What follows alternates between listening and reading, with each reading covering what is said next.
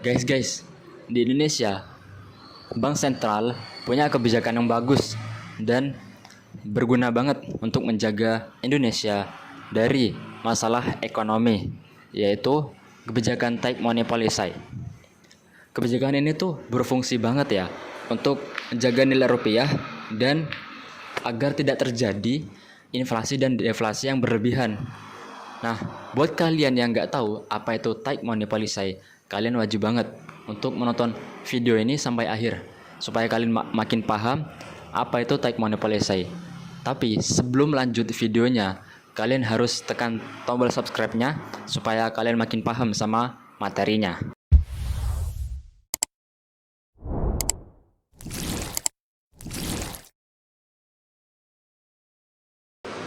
Asal kalian tahu nih ya, kebijakan tight money policy merupakan salah satu dari kebijakan moneter yang diterapkan di Bank Indonesia atau Bank Sentral yang diambil pemerintah di suatu negara. Kebijakan ini tuh jadi kebijakan yang penting banget gitu loh buat sistem ekonomi Indonesia. Hah? Emang sepenting apa sih kebijakan tight money policy dan seberapa besar dampaknya ke Indonesia? Jadi, kebijakan tight money policy ini tuh dibuat untuk mengurangi jumlah uang yang beredar di masyarakat atau pengendalian inflasi di masyarakat Indonesia. Bayangin nih, di Indonesia terjadi inflasi yang tinggi-tingginya. Semua harga tuh jadi mahal-mahal. Mulai dari harga-harga yang dijual di pasar, harga-harga barang yang dijual di supermarket, harga barang yang dijual di mal-mal juga. Hal ini tuh akan berdampak ke masyarakat ekonomi kelas bawah. Mereka tuh jadi kesusahan untuk mendapatkan fasilitas-fasilitas yang bagus dan juga baik untuk kebutuhan pokok mereka. Gila. Kalau semua harga di Indonesia tinggi-tinggi, aku gak bisa beli jajan yang enak-enak nanti. Aduh. Kalian pernah gak sih kepikiran kenapa pemerintah gak menciptakan uang yang banyak-banyak supaya nanti itu disebarluaskan ke masyarakat, termasuk kelas-kelas ekonomi ke bawah. Jadinya orang-orang yang tadinya miskin menjadi orang-orang yang berkecukupan atau menjadi orang-orang yang mampu gitu. Nah, jadi nggak bisa begitu.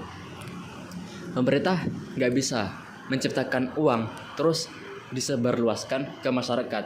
Nah, karena adanya sistem kebijakan tight money policy yang fungsinya nggak cuma untuk mengendalikan inflasi di masyarakat doang, tapi bisa untuk menciptakan kestabilitasan ekonomi, stabilitas harga, kemudian menciptakan kesempatan kerja ke masyarakat luas.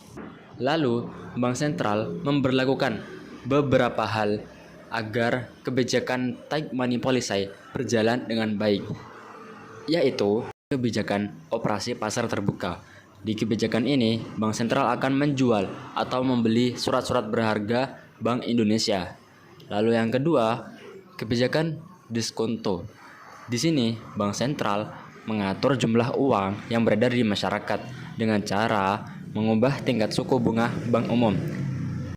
Yang ketiga, ada yang namanya kebijakan cadangan kas atau cash ratio, yang dimana Bank Sentral menaikkan atau menurunkan jumlah cadangan kas minimum yang ada di setiap bank.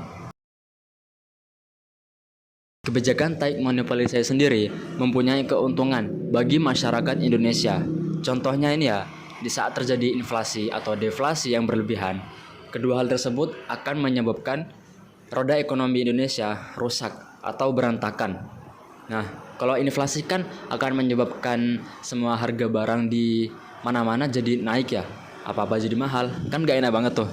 Kalau deflasi, semua harga barang tuh jadi turun, yang akan menyebabkan minat daya pembeli itu jadi turun juga. Kalau sudah begini, produsennya jadi rugi. Nah, kalau produsennya udah jadi rugi, akan berdampak ke karyawan-karyawannya yang bakal di PHK. Nah, kalau masalah tersebut udah terjadi, kebijakan tax money policy inilah yang akan jadi solusi bagi masalah tersebut. Seperti itu guys. Jadi itu guys ya, semua penjelasan yang bisa aku sampaikan. Sekian, terima kasih. Bye bye.